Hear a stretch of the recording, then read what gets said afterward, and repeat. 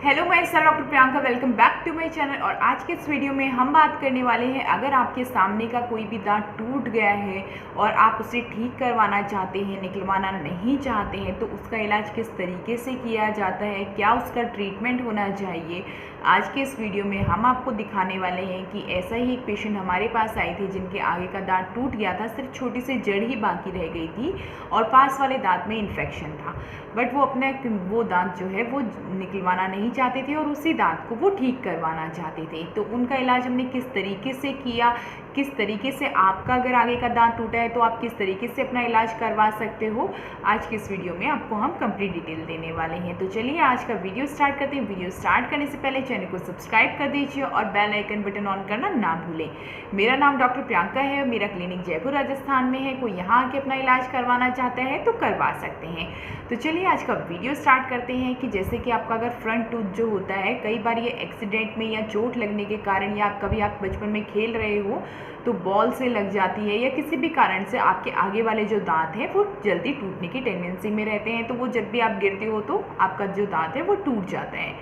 कई बार ऐसा होता है कि आपके दांत में कीड़ा लग गया है और कीड़ा लगने की वजह से आपका जो दांत है वो पूरी तरीके से चला गया है और सिर्फ जो जड़ें हैं वही बाकी रह जाती हैं। तो इसी तरीके से हमारे पास भी एक पेशेंट आए थे। तो चलिए मैं आपको उनकी बिफोर की फ़ोटो दिखाती हूँ कि जब वो हमारे पास आए थे तो उनकी क्या क्या प्रॉब्लम थी। जैसे कि आप इस फोटो में देख पा रहे हो कि इनके जो पास वाला जो एक दांत है जो बीच का है उसकी सिर्फ जड़ ही बाकी रह गई है और उसी के पास वाले दांत में काफ़ी ज़्यादा इन्फेक्शन था जिसकी वजह से उसमें काफ़ी ज़्यादा स्वेलिंग भी आ गई थी। इसी के साथ में उनको सजेशन दिया गया कि दोनों दांतों की आरसीटी कराएं। जो जड़ बची है उसमें भी हमने आरसीटी किया। आरसीटी करने के बाद में उसमें पोस्ट इन कोड लगाया गया। उसके बाद में वहाँ पर टूथ जो है वो बिल्डअप किया गया। तो चलिए मैं आपको दिखाती हूँ कि टूथ हमने बिल्डअप कैसे किया था, वो भी आप देखिए। तो इस तरीके से हम जो टूथ बिल्डअप करते हैं उसके बाद में हम दांतों को प्रिपेयर करते हैं ताकि हम वहाँ पे कैप लगा सकें। जो इन पेशेंट की जो कैप लगी है वो पीएफएम कैप है।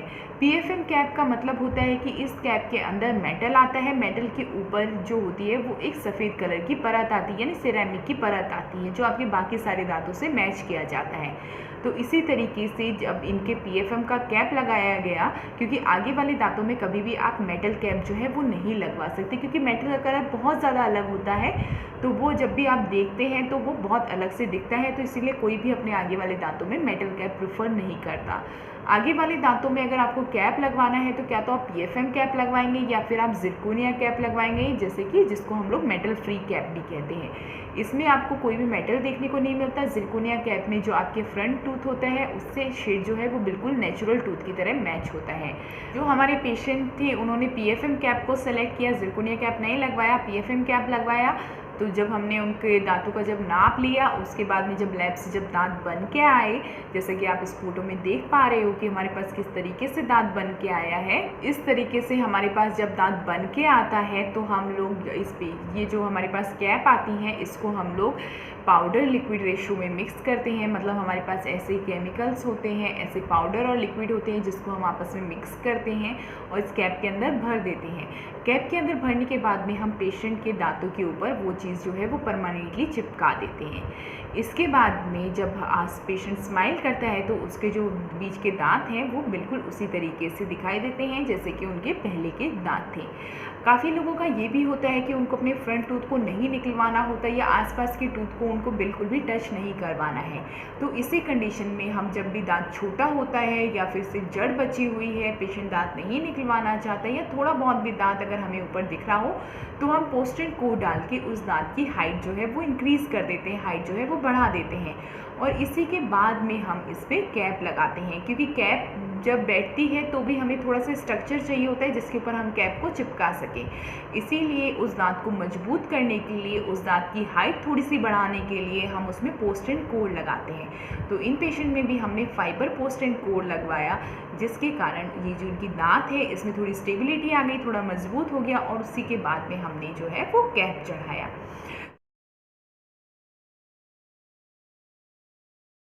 तो होपफुली आज का वीडियो आपके लिए काफ़ी इन्फॉर्मेटिव रहा होगा। अगर आपका भी आगे का कोई भी दांत टूटा हुआ है, आप दांत नहीं निकलवाना चाहते, उसी दांत को ठीक करवाना चाहते हैं, तो बिल्कुल भी मत घबराइए। उस दांत पे आप पोस्ट एंड कोड करवा के उस दांत को बचा सकते हैं और उस दांत पे कैप लगवा सकते हैं, ताकि वो जो दांत है वो आपका काफ़ी लंबे टाइम चले और आप अच्छे से खुल के मुस्कुरा सकें। तो होपफुली आज का वीडियो आपके लिए काफ़ी इन्फॉर्मेटिव रहा होगा। अगर ऐसा रहता है तो प्लीज़ हमें कमेंट बॉक्स में लिख के ज़रूर बताएं। अगर आपके आसपास भी कुछ ऐसे लोग हैं जिनके आगे के दांत टूट गए हैं या वो अपने दांतों को ठीक करवाना चाहते हैं, तो ये वीडियो उनके साथ ज़रूर शेयर करें। अगर आपको भी आपके दांतों का इलाज हमसे करवाना है तो नीचे दिए गए नंबर पर कॉन्टैक्ट करके अपना अपॉइंटमेंट बुक कर सकते हैं और हमारे चैनल को सब्सक्राइब करना ना भूलें। Thank you.